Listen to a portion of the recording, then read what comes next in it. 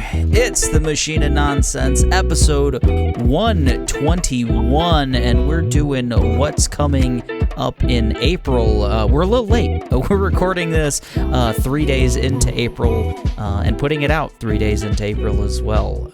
So forgive us. April's a big month. Kayla and I just got back from C2E2, the Chicago Comic and Entertainment Expo. I haven't introduced us. I always introduce us.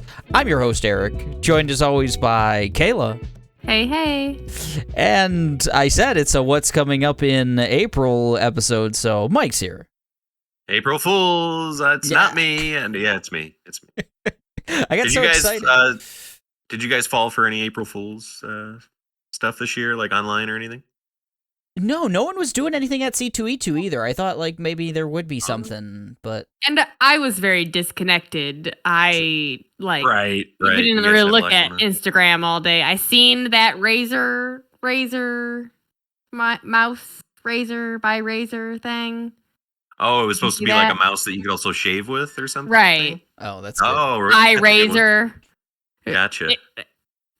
But I didn't see it until after it was already like, oh, we gotcha. I was like, oh. IGN had a decent one. It was like Nintendo was going to update all the games with voices from the movie. Like there would be a Charlie Day pack for Luigi's Mansion, and Mario 1 had a Chris Pratt pack and things like that. That's pretty good. That's pretty good. I love April Fools. I think some of them are really good. But yeah, like Kayla said, kind of disconnected. Kayla, I wanted to make like our top 10 like costumes of C2E2, but we didn't get to do that. We did do and I mentioned this to you, Mike, but I'll mention it to the listeners, but we always make a bet every time we go to C2E2 on what we think is going to be the like number one most dominant costume. Kayla went with Wednesday, and I went with Joel and Ellie from The Last of Us, and Kayla blew it out of the water. There were at least 25. We like stopped counting at like 25, right? Wednesdays at that point? See, there was not as many as I expected there to be, though. I thought I was going to be just surrounded by a sea of Wednesdays. There's only so much black fabric in the tri-state area. Most of them were like young girls. So yeah. One thing that was tough is like, okay, is that just a goth girl or is that someone trying to be Wednesday? You know, because there's a lot of the Venn diagram of like C2E2 goth girls in all black and Wednesday cosplay or men in green flannels. Yes, every man had on a green flannel. We had to do a lot of double takes. Like, is that a Joel or is that just a guy in green flannel? Oh. There has to be two things. They have to have like the shirt and the backpack, the shirt and the Ellie. Like they had to see. Eric got to say, "Oh, if there was one Joel, it counted as a Joel and Ellie. If there was one Ellie, it counted as a Joel and Ellie." But if there was called them out on that shit. That's bullshit.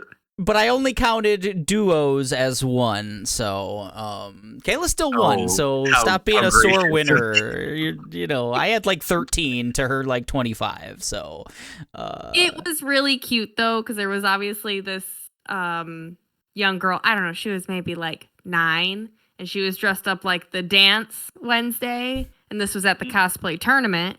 And, you know, during, like, the intermission, while judges are faking stuff out, they pick out people from the crowd and have them come up on stage, and they do dances.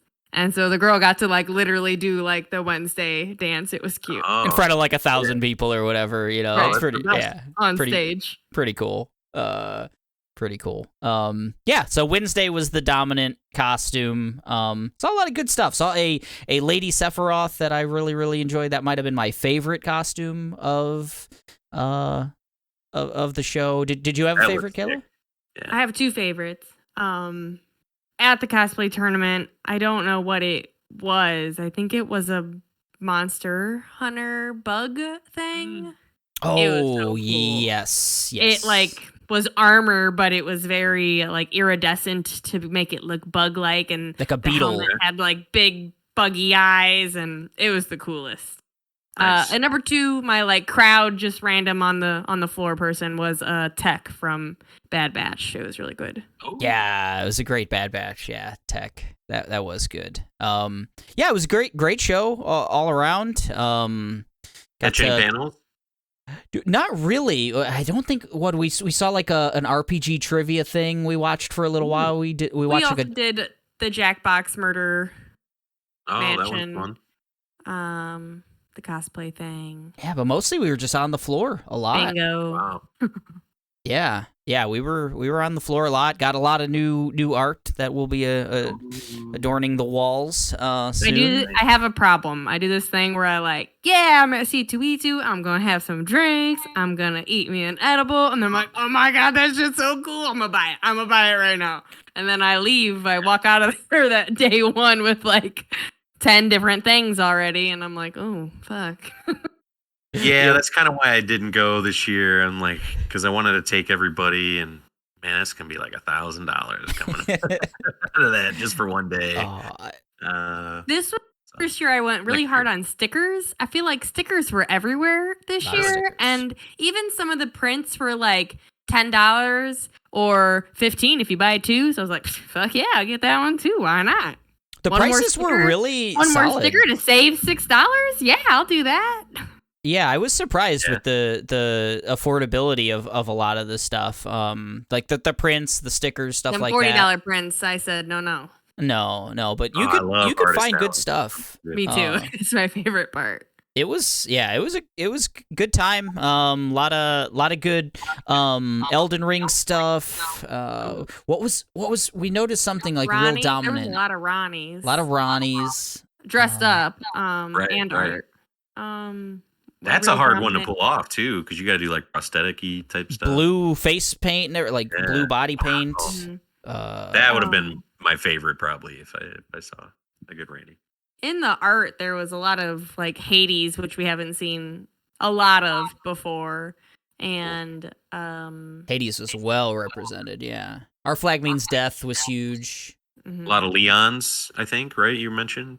There were a fair amount of Leons dressed up. Cool. A lot of RE2 and RE4. There was a decent mix of both. Yeah. There was some $40 prints that I really liked. There was like one of Leon and RE2 like standing in the office at the police department with like a welcome Leon banner behind him, just like all dark by himself. That's a good one. That's real good. But I guess speaking of Leon, we finished Resident Evil 4 this morning, the remake. Ooh, and nice. Very nice. Yeah, I had a heck of a time. I think I've been saying it as I've been playing it. I'm like, this is the definitive version for me. I think I really, really enjoyed everything they've added to it. I think they could have gone a little further in some like quality of life type stuff, but I think the fans would have probably rioted. But like the auto sort is wonderful. I like the auto sort on the inventory and stuff like that. So but yeah, I just really enjoyed that game. It looked really good. I like the little subtle changes they've made to the dialogue. There's still a lot of like cheesy stuff, but they took a lot of the most cringy stuff out and replaced it with like more kind of human sounding conversations and stuff like that. And I liked they reframed some of like the last story beats, I would say, and stuff. So I think that you're getting close to the end, and I liked what they did with how they kind of wrapped it up and stuff too. So not I mean, nothing crazy changes or anything, but I liked what they did with that. You still really liking it, Mike? Oh yeah. Yeah, I love it. I'm ready for because the game's constantly feeding you with all these challenges you're finishing, and then eventually it's very much like the system in RE8 or Village or whatever. And I'm eager to just finish and unlock stuff and play through it again. I think there's a different difficulty just looking through that stuff that I can access. I want to do that. I think there's an update coming up in April for it, right? For Mercenaries. The 7th. Yeah, the Mercenaries is coming out, yeah. Eager to play through that, see what that can unlock you. That's something that the game does really well already, I can tell, is just keeping you wanting to replay it, like Village, and unlock all that cool stuff. Yeah, I liked the challenges, the blue papers that you find and stuff. I think that was really a nice addition to make you backtrack or stay in an area a little longer or stuff like that. I'm talking about like the overall, like the achievements or whatever that the game is keeping track of, that you're getting like 500 CP or like Capcom points or some shit. It seems like you'll be able to spend those on like an infinite machine gun or something later on. Yeah, I think you're right. So, yeah, I like that stuff. I wish I made a note. I know I got a B at the end. That was my grade, and it felt like a B. I died a lot, but I don't remember the exact amount of times I died. Ramon Salazar ruined me. That was a tough tough fight. It was a tough fight. I just did a fight today that took me I just went into it very ill-equipped and had to like do everything as well as I could just to eke by it, and got through it though. I felt the one thing today too. Oh yeah. The one thing I have felt is you said like well equipped. I've felt pretty well equipped throughout most of. I've left a battle with very limited ammo and health and stuff like that, but it seemed like going into just about every scenario, I always felt like, okay, I've got enough bullets to figure this out, enough, first aid sprays or whatever else. So I liked that aspect. I played on the normal difficulty, so I think that was a little more resources available to me and stuff like that. It felt like the right amount though throughout the game. Man, there was just a big mob battle that I did today that took me like 5 tries. And it was one of those where I would get really deep into the battle every time and then fail. Like, oh, okay. Fuck. All right. I got to use a grenade here instead of here. That kind of like you're just constantly like playing this game of chess with all these big kind of set pieces. And I really like that. It's engaging the Souls player mentality in my brain. Sometimes. But what did you think of it, Kayla? I really liked it. I thought it looked really nice and seemed a little bit smoother. I think that the little changes that you already mentioned were really nice. Little differences here and there. I'm glad we played through it relatively recently. What, like 2 years ago, something like that? We played RE4, the original. Otherwise, I think I wouldn't have maybe appreciated the little changes here and there as much. Because like that's not one of those games that like super sticks with me as much as some people or whatever else. I know the broad strokes, but having played it relatively recently, it was like, oh, okay, this is cool. My memory always like cuts out certain parts of it. Like I can really remember the first quarter or the first third, the middle, and the end's a little vague to me. I've been listening to a lot of pods that are shaky on the original game, and it makes me really frustrated because I'm like, come on, guys, like you either know the shit or you don't know the differences. Like I don't know, like just it's a lot of like I think this was like this, and like no, it wasn't. It's different. It's different. Just so much smoother, I think. Yeah. Oh yeah, the smoother, like the ability to move while aiming. I don't think the combat has really changed a lot. A lot of times I do find myself wanting to stay planted, and like sometimes I am doing like a moving, just turn as fast as I can, shotgun blast or something, and like a Hail Mary type move. But it does feel modern, of course, and right.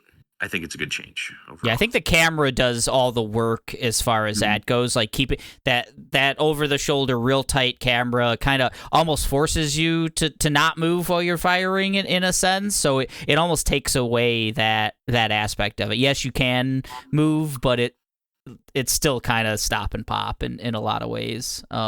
Just little better here and there, and cooler. I think a cooler weapon set overall. do we want to on the next pod? Maybe that's our big spoiler cast for the game. That'd be fun. Like, yeah, I think we can. We'll probably get Tomas on here and really open it up. That's exciting. Yeah. Good. Well, that'll be episode 122 then. Put it on your calendars, folks. Anything else? Oh, we just saw Dungeons and Dragons right before this pod, actually. I should have remembered that. Nice. Enjoyed it quite a bit. What'd you think of it, Kayla? I liked it a lot. It was exactly what I wanted. It was kind of funny, but not too much, not too corny. Kind of played that line really well with some of that heartfelt stuff. I wish they would have done, going into it, I thought it would be more musical, like how Guardians is or something. The trailers made it almost seem that way, but they had the Zeppelin song in the trailer, which was awesome. Yeah. But I guess that's kind of weird to mix, because the music is so much part of the story, too, of Star-Lord stuff. Right. There is music in it, but... Yeah, it's just more high fantasy stuff or whatever. But I thought the high fantasy of it all, I thought like the CGI looked really good. I thought the costumes, the creatures, all of that just looked really, really, really cool. And it had a kind of... Man, I was thinking it had a sense of humor similar to something else, and I can't place it right now. As I was watching it, I was like, oh, this is kind of the same sensibilities as something else, but... I don't know, it's escaping me now, but yeah, I thought it was pretty fun all the way around. I feel like it was a decent family movie. Like you could kind of take anyone to it. I would say that is like kind of the best definition. It's a very family movie. Oh yeah, that's it. That's what I want it to be. Probably going to be a VOD purchase or rental for us, which that'll be soon, I bet. And but because Wednesday we're going to see Mario. I got our tickets, so. Oh, that's exciting. We got to talk about that. We got to do like a Mario Evil cast, I guess, because I'll have a lot to say.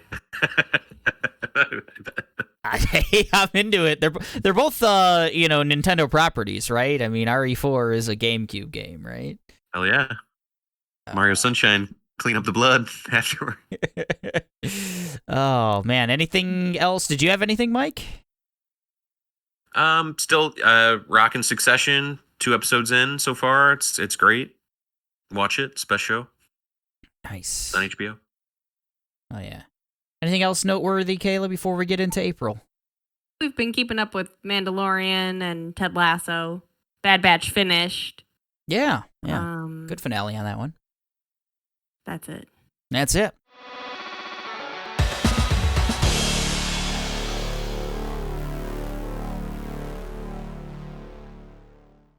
Then I think it's time for April. What's coming up in April? A ton of stuff. I had to remove things right before we got on the air here because they were dumb and about a horse. But tomorrow, April 4th, Meet Your Maker is coming to PlayStation. It's coming to PS Plus. It's a day one release on PS Plus. As long as you have the... Hopefully I'm getting this right, the extra and the premium tier, either of those two, not the essential tier, I think is that. But it's also coming to Xbox Series, Xbox One, and PC. This is like a base building first-person shooter where you competitively try to sneak into your opponent's base, more or less. What else is this, Mike? Meet Your Maker. Yeah, it's like I think it's a series called Dungeon Keeper that used to exist on PC years ago, where you're just setting up a base full of traps and someone is going to play through your base, hopefully, and be able to either beat it and, grade it, rate it, whatever, or just fail completely, I guess. It looked really cool from what they showed. It got a lot of time at that last, state of play or whatever. But this is a game that maybe if it was on Game Pass and I could just play through the cloud stuff and just jump right in it, it's one that I don't know, I really don't want to download it for 45 minutes to an hour and then I'm going to play it maybe check out one thing or something. I don't know. It doesn't. It's not. I'm glad that PlayStation maybe can keep this cadence of a game a month, like something cool. Like last month was Chia, and this one just doesn't grab me like that one does. Seems like it has some kind of co-op component to it. They show in the trailer and gameplay and stuff some 2-man teams going in on that. So that might be worth checking out. That aspect if that's any good. I'm not sure how much of a dungeon master aspect. Like, I don't know if you can keep adding shit while someone's in, like, to really fuck with them. I don't know how that works, but yeah. Or if it's like Mario Maker, you just make the level and people play it. I don't know. Yeah, this might be one where we just kind of watch the reviews and see if it's getting, a lot of hype. It might be one of those really cool watch on YouTube kind of things because I think people are going to get really wild with their creations and whatnot, and it could, like the early days of Fortnite, where people were just doing some wild stuff and making some really cool videos. Could be something like that. Anything on Meet Your Maker from you, Kayla? This one catch you at all?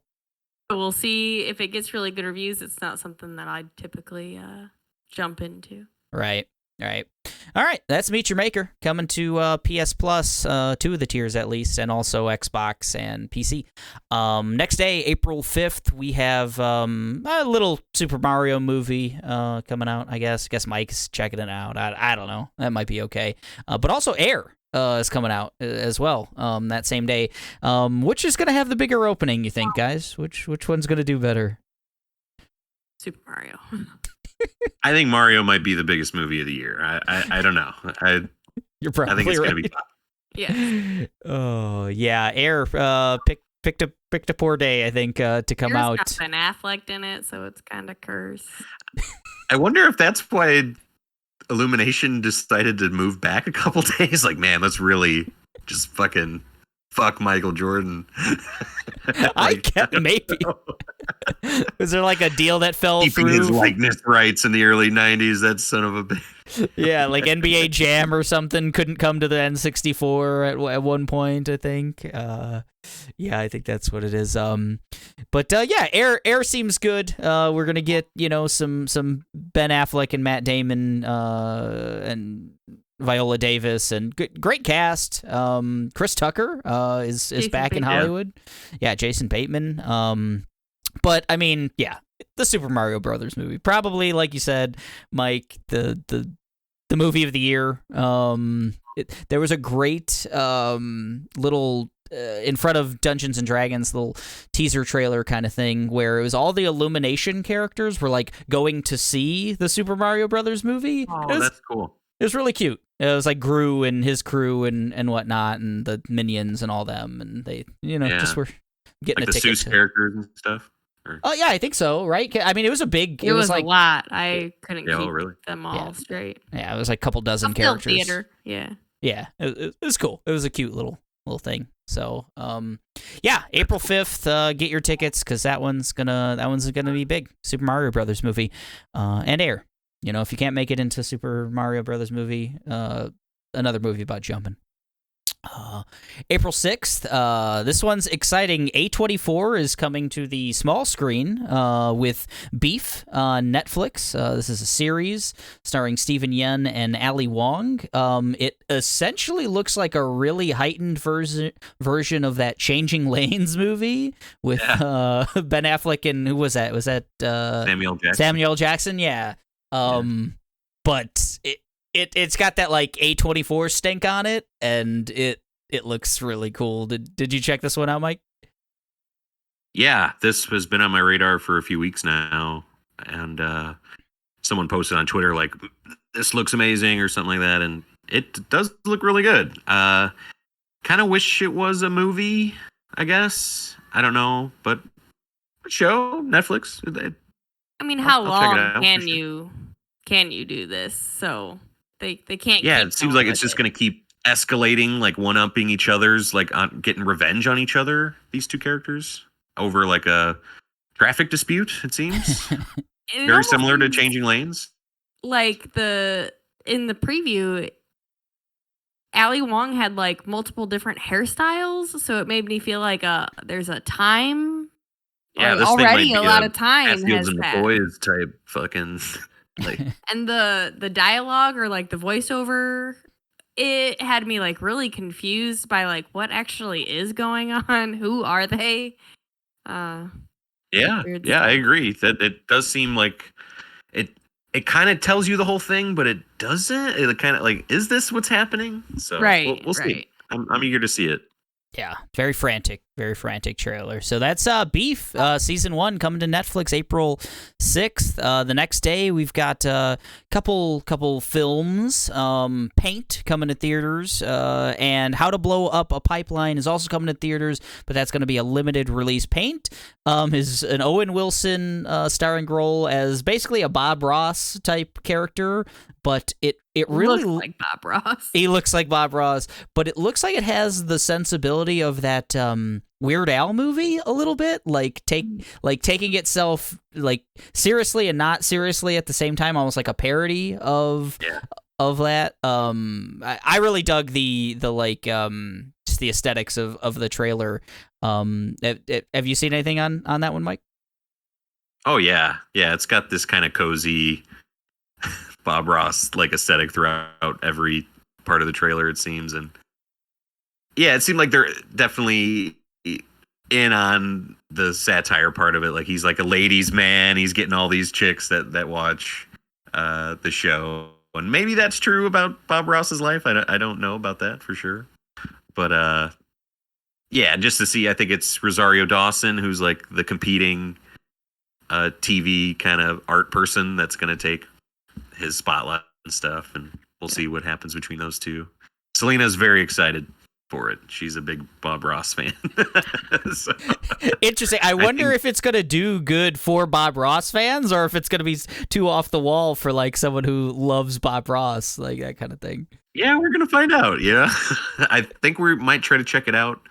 For our anniversary, we're going to maybe see that and do like the Simpsons trivia Boulevard. So, oh, that's awesome. Yeah, should be good. What do you guys think of this one?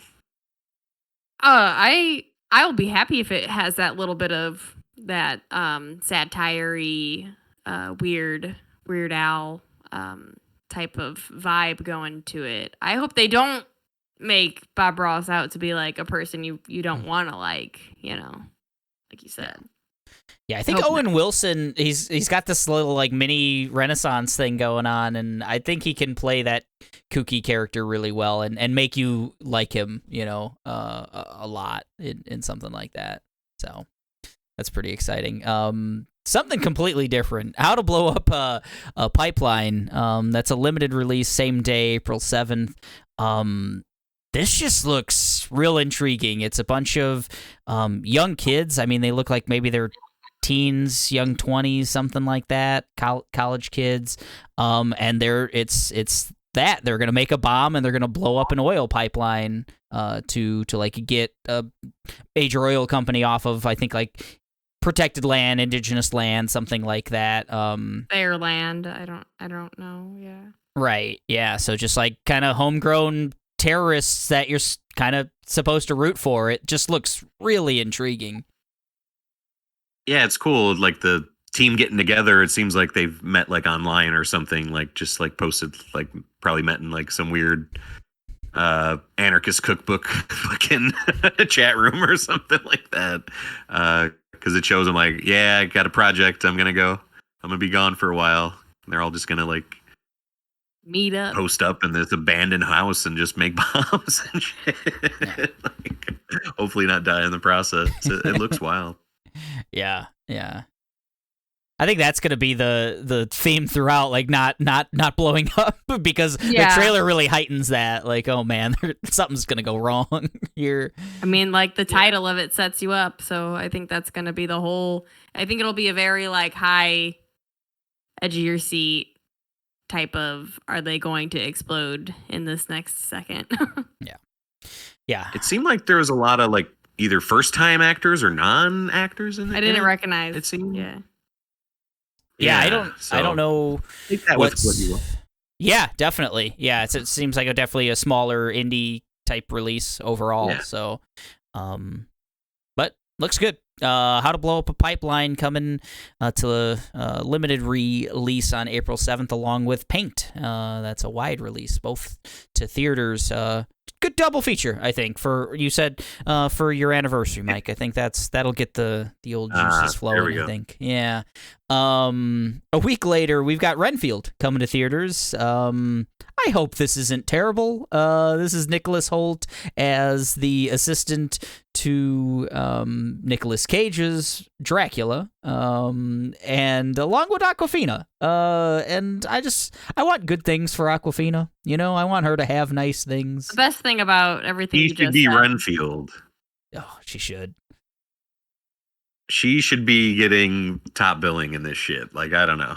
She's fantastic. I want better for her than third, fourth fiddle in this, like, probably gonna fail, comedy. I don't know. Because her whole thing's like just the character that's reacting to all the weird shit. Like, you're a vampire, what? Like, is he supposed to be floating? Like that type of God, shit. is Awkwafina in the chat right now? What is going on? Yeah, right. And I don't know. She just deserves better scripts, better parts. But this, without Awkwafina aside, sorry, I think the Nicolas Cage of it could be pretty funny. I think he's going to be hamming it up a lot as Dracula, and like to see what we're a couple years into the Cage-assance. So you mentioned the Owen Wilson one. I like that the Cage one has been since Pig. He's been doing a lot of cool stuff since. So. Yeah, what was the Pedro Pascal movie we loved? Like Unbearable Weight of Massive Talent. Yeah. I do like that movie a lot. Yeah. But I still need to see that one. This is just weird. It just seems like an FX. This is like a show on It FX does. or something, Like right? What We Do in the I'm Shadows I'm companion so show or something. confused Yeah. by it being a movie. It just I'll watch it. I'm always down for something to make me laugh and not usually. Yeah, that's a good point. It seems like something that's been done for like 5 years, and like finally being released or something. Like, I don't know. Gonna be corny. Yeah, a little bit. So Well, we I'll want check it nice out. things for Awkwafina, and hopefully she'll get them in Renfield coming to theaters on April 17th. 2 days later, though, we're getting the fourth and final season of Barry on April 16th. It starts, the end begins. Barry's spoilers for, I guess, the end of season 3, if you haven't seen it. Barry's in prison, and that's the dynamic. It looks like this is primarily just him dealing with all of that, him dealing with his demons, and what a great show. what a fantastic performance. Just a cast of characters and everything else. I'm going to be sad to see him go, but I think 4 is about the right amount of seasons for this. I think they can kind of wrap up what they've done in this. How are you feeling going into season 4, Mike? I feel great. I'm still kind of shocked by how quickly 4 has come out, because there was such a big gap between 2 and 3. But you just can't wait to see what happens with these like 4 main characters. You got Barry, you got Kusino, Sally is the girlfriend's name, I believe, and NoHo Hank. Fuchs. Oh yeah, Fuchs. 5 NoHo. Right, yeah, for sure. So to get those 5 storylines tied up, I think they're gonna pull it off very well. Each season of Barry has been fantastic. I kind of regret not giving it its flowers more in the naughties last year. It was such a great show, such a great season. But yeah, I'm eager to see. I mentioned it to Eric before how the Succession Barry overlap is going to happen here, because we're going to still have, by the time this comes out, still like over half a season of Succession to go. Wow. So that'll be a good Sunday. We'll be eating good. Holy smokes. Hell yeah. What do you think, Kayla? Season 4, is that enough, or did you gonna leave you wanting more? I will want more Bill Hader and other things. I also want it to come to an end.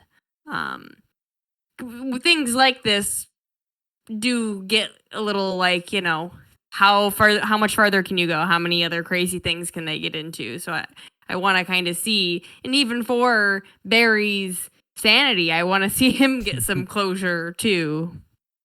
For sure. So the five main characters we've kind of mentioned, who makes it out? What do you guys think? Does Barry make it out? What do you guys think? Oh, like alive? Alive. Does Barry make it out alive? I don't think anyone's gonna die. No one's gonna die? I think everyone's just gonna be where they need to be. Like, they all kind of had to be in this weird fucking ride with Barry and Fuchs and everybody, and I think they're all gonna come out on the other side better. I think that's what the show has kind of been reaching towards. And I think it's going to be good. I think it's going to be really good. Mike's such an optimist. What about you, Kayla? You think it's all going to be roses at the end? I didn't think people were going to die when you asked. I was like, oh, that's a good question. I don't think anybody's going to die. I hope Barry's life, I hope that's not the best way out for him. I hope he can, I don't know, he's got a lot of trauma and just he fucked needs up closure.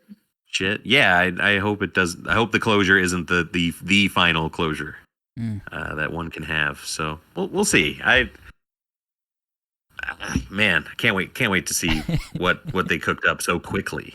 Like it feels like they had to have a lot of confidence in the writing for it to come out this soon. Right.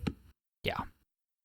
Well, that's exciting. Couple weeks from now, April 16th, we're going to get the final season of Barry coming to HBO. A couple days later, April 19th, coming to Netflix, Mighty Morphin Power Rangers Once and Always. This is a sequel, I guess, to Power Rangers are going into the multiverse now. They're doing some time travel stuff, some alternate universes and timelines, and they're using Trini, I should have looked up the actress's name, but tragically the actress who played the Yellow Ranger in the original Power Rangers passed away shortly after filming the show, and they're kind of using that in the storyline that she's passed away, and her daughter is like gonna help the Power Rangers. It seems to primarily focus on the original Blue and original Black Rangers, Billy and Zach, and they got the actors back from the original show, but they're also joined, I think, by actors from future generations of the Power Rangers and stuff like that, and they're taking on a new version of Rita Repulsa, and it looks like they're playing on that nostalgia. There's the trailer shows, it's the 30th anniversary and all that, but also playing on a lot of those like Marvel multiverse. Everyone's doing a multiverse now, and now it's the Power Rangers too. So looked interesting. It looks like they've got the original aesthetic down perfectly. Like costumes, the putties and all that, like very nostalgic. Yeah. I go right into that song like, uh-oh, we're in trouble from that first movie. I need it. It better play. Yeah, it just feels like that. It feels like we got the B squad though here, as far as the Rangers we're getting. Like, I don't know. I know Homeboy, original Green Ranger, is no longer with us. I've seen the actress who plays Kimberly didn't want to be a part of the project either. I don't know. I feel like they've done this kind of gimmick before. I think they've brought in the second Power Ranger movie. I remember brought the Red and Pink Ranger in, and the show has done a lot of weird stuff like that too. And I don't know. Is Power Rangers still that big of a thing? Like, I don't think so, but it was. It hits this nostalgic button for me.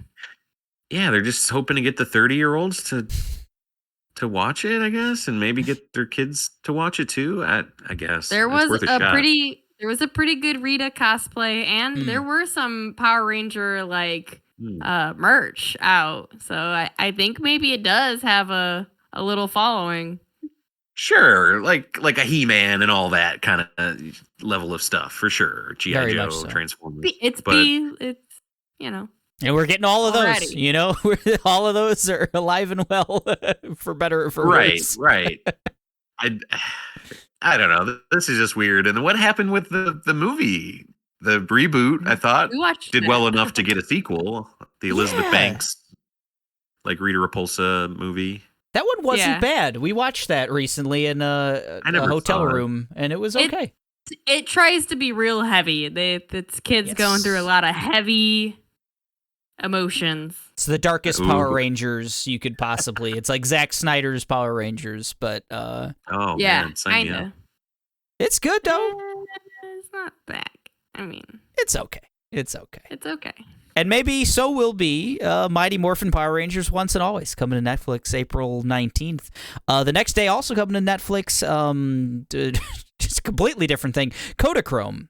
This stars Jason Sudeikis, Elizabeth Olsen, and Ed Harris. They're taking a road trip across the country to the last store that will develop Kodachrome, this type of film from like the 60s or something. Ed Harris is a dying artist, a photographer who has like 4 rolls of this film that he wants to, like, his final wish is to get it developed. This very rare film. He's neglected his son Jason Sudeikis their entire life, and they're going to have a road trip. He's going to, take his father on this last road trip to get this developed because it's important to him and to get closure. And just coming off of Ted Lasso, and I love Ed Harris in general, but Jason Sudeikis has really grown on me as, like, a dramatic actor who can just also be silly and everything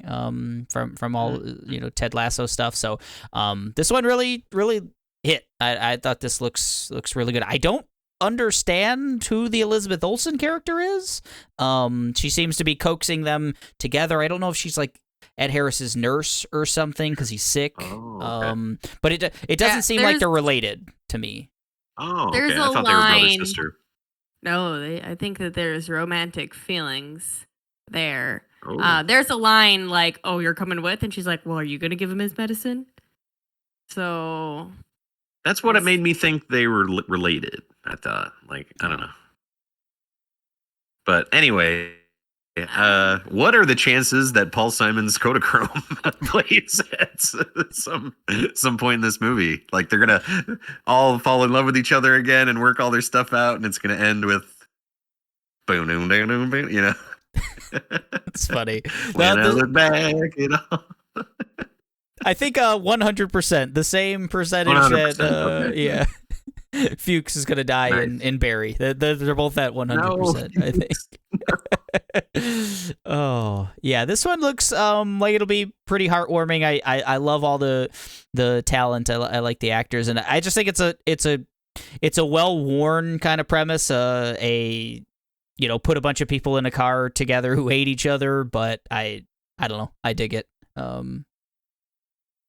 Yeah, that's a good gimmick to just do. Uncle Frank, that came out a couple years ago, a Hulu flick that with Paul Bettany, I really like. Similar kind of structure. It's good. I think this is gonna be good.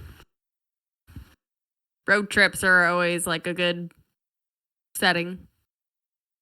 Oh yeah. Take the movie Road Trip. I mean, shit. It's a good one.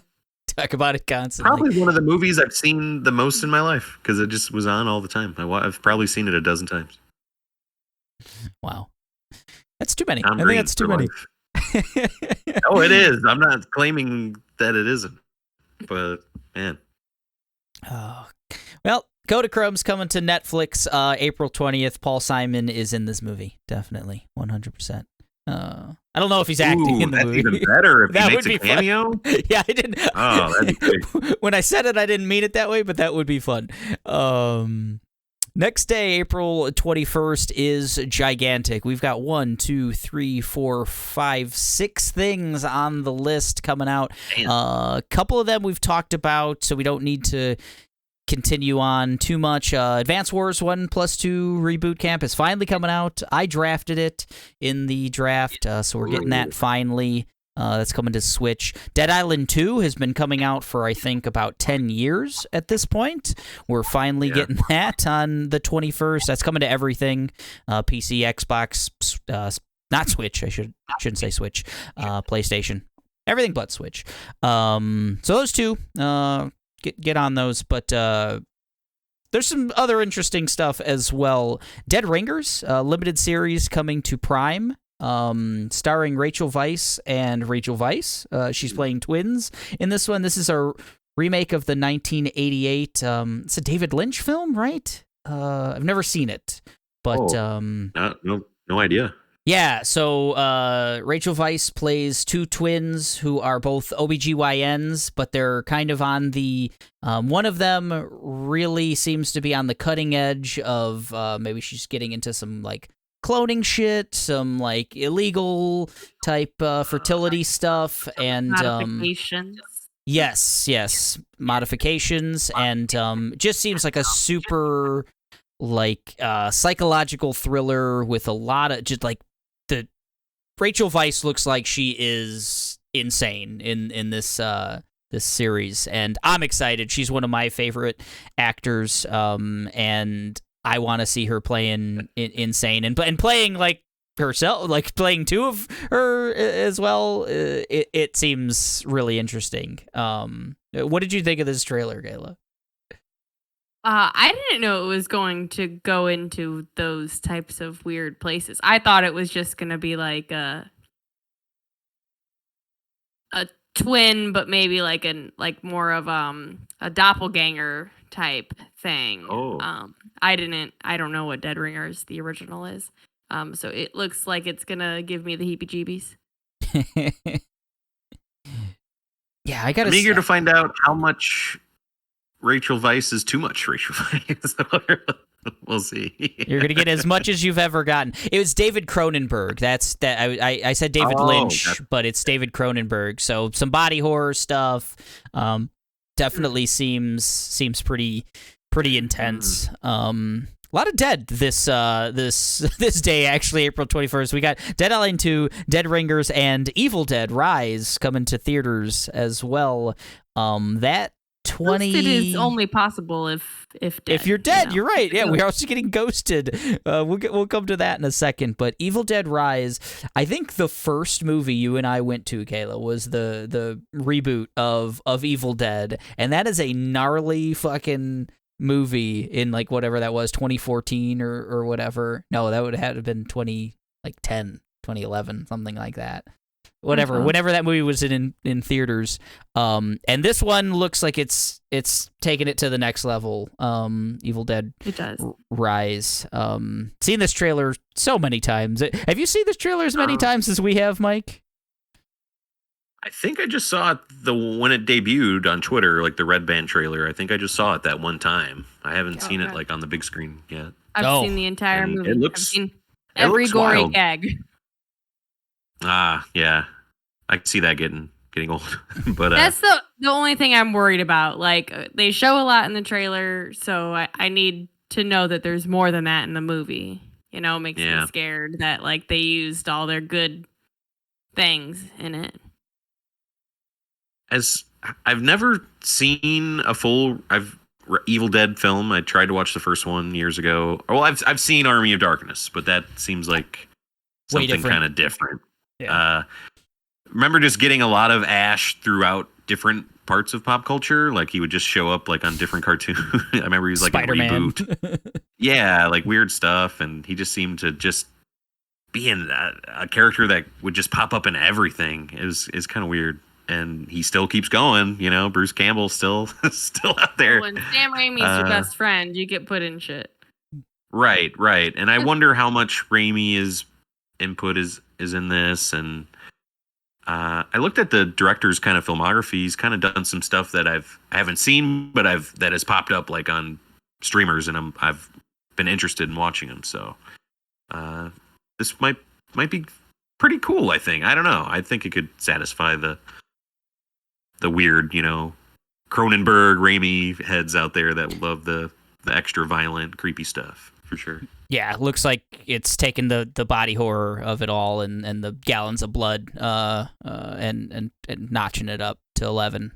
So yeah, that's Evil Dead Rise coming to theaters. Ghosted, Kayla mentioned it, another dead thing coming to Apple TV Plus same day, April 21st. This is like a Mr. and Mrs. Smith type. Well, it's Ana de Armas is a super spy who randomly meets Chris Evans, who's just a dude, and he doesn't know she's a super spy. But then she ghosts him. She's gone for a time, and he goes and he says like, "Oh man, this is like the girl of my dreams. I gotta like go make find this romantic gesture." Yeah, I'm gonna go to London and find this girl or whatever else, and gets like embroiled in her crazy assassination plots and whatnot. And they've done this used for the tax man. Yeah. Yes, the tax man. Another well-worn kind of premise, but I like their dynamic a little bit, and I want to see more of Ana de Armas in action roles. I really liked her in what was the other Chris Evans movie? Now that I think of it, what was the Gray Man? The Gray Man. Yeah. This is by, I think. The Russo brothers have something to do with this one, as well, I think. Oh, okay. And I'm kind of excited for that aspect. She's charming. Chris Evans is, of course, very very charming, and I think they could do a lot of fun things there. And it just looks like a well-made action movie too. From the trailer, the action scenes and stuff look like a lot of fun. So I like big dumb action movies, especially ones that I can stream easily on this one's coming to Apple. How much you like big dumb action movies? Oh, Kayla. Well, I was just the whole time I was trying to think of that Mila Kunis and Kate McKinnon movie. It's very much like that. The spy who dumped me. Oh, right. Yes. It's. See, I was getting Mr. Right vibes. The Anna Kendrick, Sam Rockwell. Yeah, I like that movie a lot. And I hope it could be half as good as that movie is. This one. I'm not sold on Ana de Armas yet. I don't know. After seeing her in that Ben Affleck movie, I forget what that was called. But Deep Water. She's just such a kind of femme fatale type actress to me. I don't know if I could see her as being like like you said, Angelina Jolie and Mr. and Mrs. Smith or something, something like that. But it could be fun. I think it'll have the Mr. Right kind of vibes. Just I don't feel like it'll have that. Has kind of like such a this person's that movie's cool insane. And weird. Right, this person's insane. Both of these people are not right. Whereas I think this is gonna be more like goofy, romantic comedy thing. Well, I don't know. I'm not. It'll be a fine movie to watch. Goofy romantic comedies, what the Russo brothers do best. You're right. That's Ghosted coming to Apple TV Plus, and maybe my most anticipated thing on this entire list, the final thing on April 21st, Beau is Afraid, coming to limited release, coming to theaters. This is the new Ari Aster film. This will give you this person's a little crazy in the head feel. This will do it for you. Yeah, just a little, just a small amount. This is Joaquin Phoenix as, I think, multiple characters. Watch this trailer and explain it to me, folks. Like, explain what's going on here. We've got, old Joaquin, young Joaquin. We've got every version of Joaquin, animated Joaquin at one point, I believe. So Ari Aster makes cool ass movies. I'm a converted Hereditary fan now. Nice. So hell yeah. I was already a Midsommar head, so give me Beau is Afraid. What are you thinking about this one, Mike? I got season tickets for Ari Aster, and I think I saw like a teaser trailer that first dropped for this, and I haven't really seen anything since. and just kind of want to go into this one without any kind of as little outside kind of stuff as possible. Oh, well, okay, good. So keep your eyes closed then. If you go see anything, I promise. Yeah, the full-length trailer is batshit. It is the wildest thing. Oh, cool. It looks good. I'm gonna have myself some I can't think of a fun word for edible. I'm gonna have myself an edible, some drinky drink, and ride on this weird trip. Oh, yes, Oh, yeah. indeed.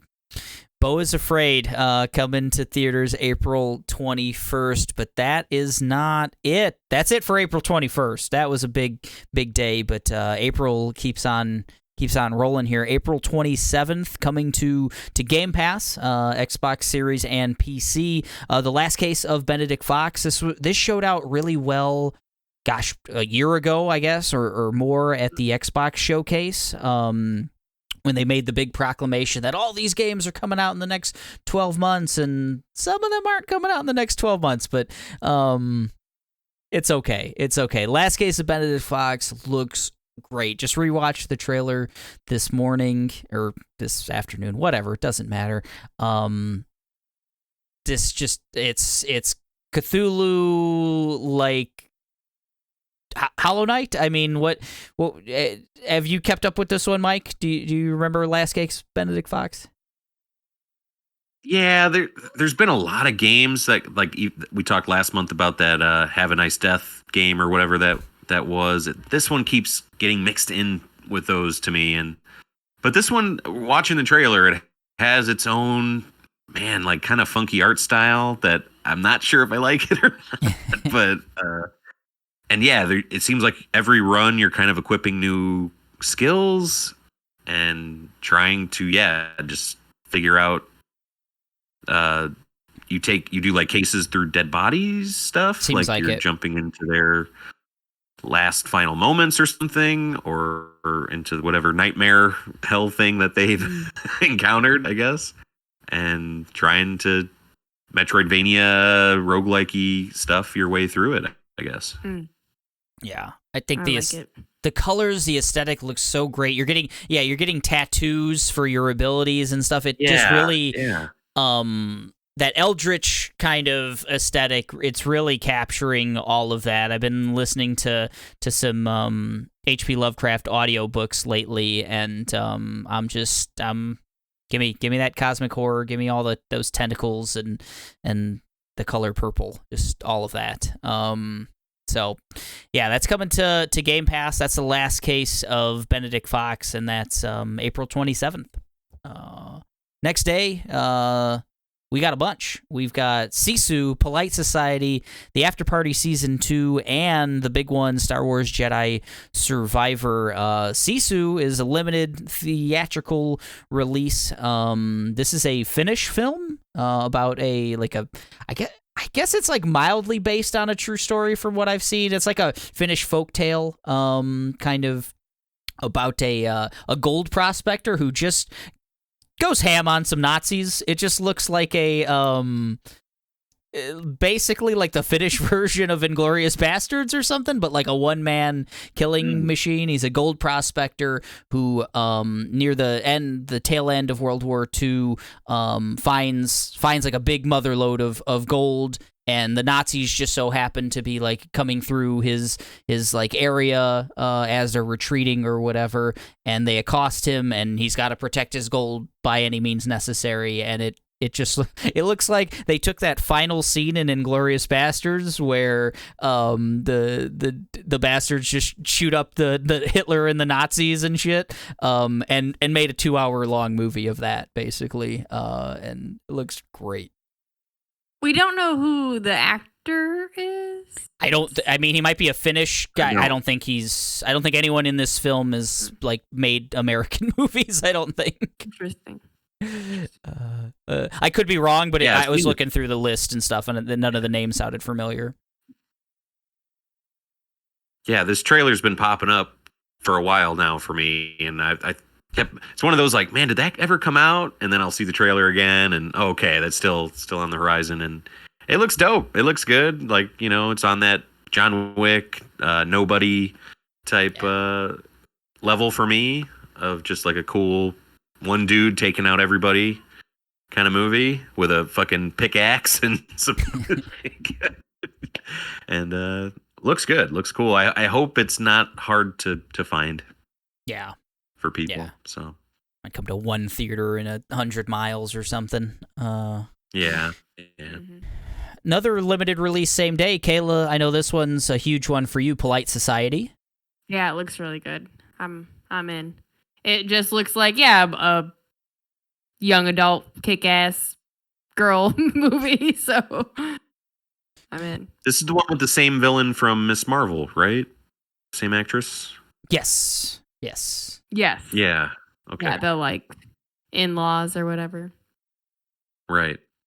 This looked pretty wild. I wasn't sure. I wasn't really able to follow what was going on with that, but it had a lot of cool, the young girl is shit. training to be a stunt person. And her older sister is gonna get married to this family who she does not trust, and finds some shady shit and wants to get her sister out. So she uses her stunt person training. And it takes place in England, I think. Yeah. Mm-hmm. And they're Indian, so it's all the costumes are they're Indian, right? I believe so. Yeah. I think it's all Hindu culture. Yeah. Right. And it's a wedding or an engagement party or whatever. So their get-ups are fucking very pretty. The whole scene seems really nice. Yeah, the costuming, the choreography all looks really cool. It kind of, like you said, it's London-based, I think, and so it's got some Guy Ritchie aesthetics to it. It's got it reminded me of Bennett Beckham meets Guy Ritchie, kind of. It just, I don't know. It's a cool little mix with RRR thrown in, because it seems like the choreography and the costumes and stuff are going to be a big part, but it's also a kung fu movie. It's right. All of those things. It just looks like a lot of fun. Polite Society. Not much to say about the after party. It's getting a season 2. We don't have a trailer at all. But that first season, I think, was... I'm surprised, because I don't think anyone watched it but me and Kayla. I liked it a lot. Yeah, I thought it was great. I thought it was really good. I didn't think it would get a second season. And, hey, you got until the 28th to see. I doubt it's going to matter much. Well, maybe they would spoil some things. I thought the first season was real breezy. It was an easy watch. It was 8 episodes that are 40 minutes each or something. The gag is just too good. The gimmick of everyone gets their own episode. Story within their own Gotcha. Type style.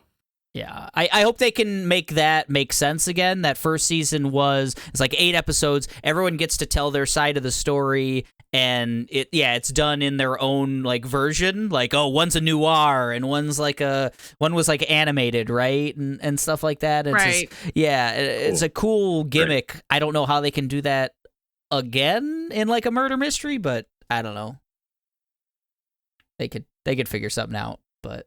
That was good. That was really good, and that's his name's Sam Richardson, right? Is that I always get think that so. guy's name. I think that's his name.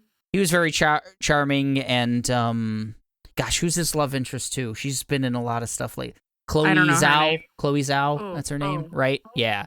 So I think they both return, and Tiffany Haddish is a cool detective, kind of offbeat.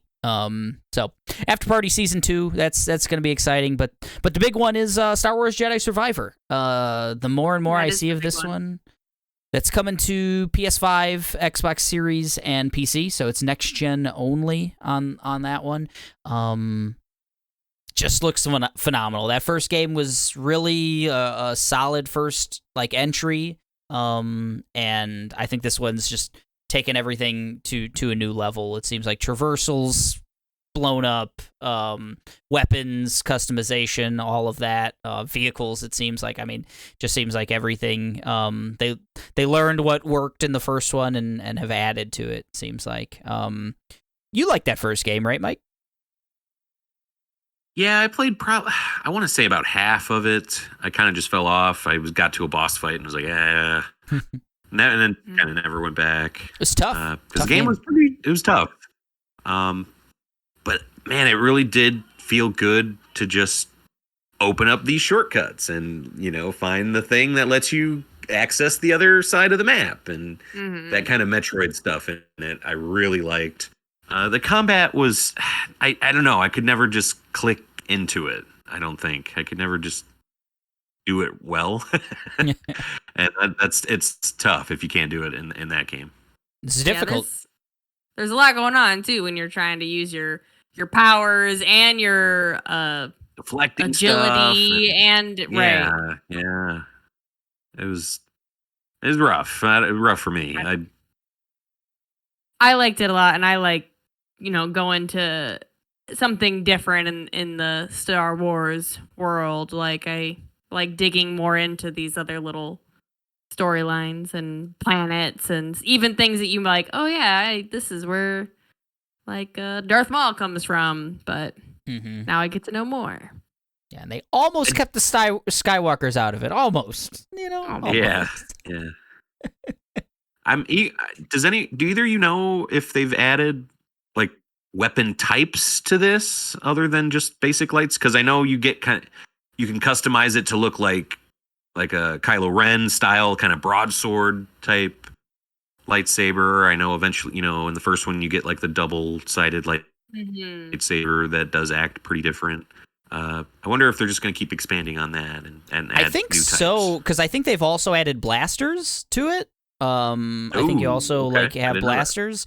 So yeah, I think they have expanded the weapons. I don't know how it all breaks out. I know there's like a 30-minute like gameplay slice out there that you can see on YouTube. I haven't checked it out at all. I kind of wanted to be a little more surprised playing it, but who knows? I'll probably break down and check it out at some point, just because we actually saw a trailer in front of Dungeons and Dragons. They actually had a Jedi Survivor quick 30-second kind of trailer, and it looks great. It looks really good. I like that it's next gen. I think that first game played pretty well. The performance was pretty good, but I think I also remember my PS4 kind of sounding like a plane taking off. So, with the new hardware, could be something special.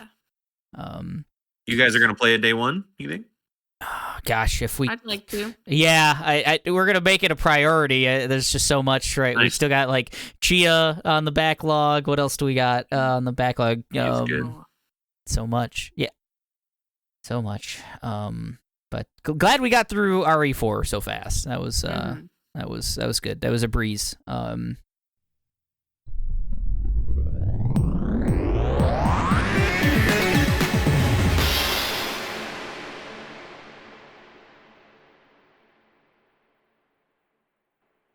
So yeah, that's April. Star Wars Jedi Survivor finishes it off on the 28th. Another fantastic month. What's number one for everyone? Mario. That makes sense. Yeah. Man, Mario or Barry for sure. Kayla, what do you think? What about Probably you guys? Star Wars. Nice. Yeah, it's fantastic. I really hope they got it. Yeah, I just think there's a chance that game's going to be really big, like a really top-notch thing. Respawn's a great studio. They kind of launched that last game out of the oven a little too early, maybe. I hope they've kind of learned from that, and this one just can be a Game of the Year contender for them. Yeah, the map was a little hard to read and stuff, and I think everyone across the board had kind of the same general feedback and complaints. So if they just listen to the handful of things that people brought up, I think you can knock it out of the park. I liked learning the map in that game and kind of deciphering okay, that means to get to that I have to go that way. I like that kind of stuff. So. Yeah. I hope they don't tweak that. Honestly. Yeah. Well, then I'll tell them not to add fast travel like people were asking for. Oh no! You're taking away the Metroid. True. Both of those are great picks. Super Mario movie and Star Wars. I think that Mario movie is going to be great. I think it's Wreck-It Ralph, but actually with legit branding now, and I can't, that's great. That's so exciting. I loved Wreck-It Ralph when it came out because they made so many references to games and everything else, and now I can watch a Mario movie that's going to do that, but make references to itself, and that's immensely satisfying for me. I'm gonna go Dead Ringers. That looks really, really interesting. Rachel Weisz has been she'd pick that. One of my favorites forever, and love a limited series. Love like a get in, get out type thing, and I've heard good things about the original. I've heard it's like one of those cult classics, kind of for David Cronenberg. Let's get that right. So yeah, April's gonna be a lot of fun. A lot of diverse, wild shit coming out. Gosh, I think that's episode 121, guys. If there's not anything else, I don't think there is. We did it all. That was all of April. There is a Vampire Survivors update coming up. I forgot to add. I think the 13th of April, and it's gonna be cool. It's $2. Adds a bunch of characters, another stage, new weapons, and Owen and I are very excited to check it out. Nice. Saw it for the first time the other day when we came over. I've heard so much about Vampire Survivors and never actually seen it in real life, and that's yeah, you got to experience the best way by seeing the final boss. Yeah, just the way the devs intended. Oh, Vampire Survivors. What a thing. That's it. That's episode 121 of the Machine of Nonsense. This is our What's Coming Up in April episode. The Mario Brothers movie, Beef, Last Case of Benedict Fox, Beau is Afraid. I should have picked that as my favorite one. That one's exciting. You should get a hold of us. Tell us what you're excited about coming up in April. Hit us up on our email. It's machineofnonsense@gmail.com. You can leave us a voicemail, anchor.fm/machineofnonsense. And we're all over social media, Twitter, Facebook, Instagram. We're at The Machine of Nonsense all over YouTube. Check out episode 120. That's on YouTube, video format. We did our March, was Women's History Month, and we did a legally distinct quiz show game. Had a lot of fun. A new winner. A new winner. So that's it. Episode 121 is in the books. We're getting out of here, and we're saying goodbye. Bye. Bye.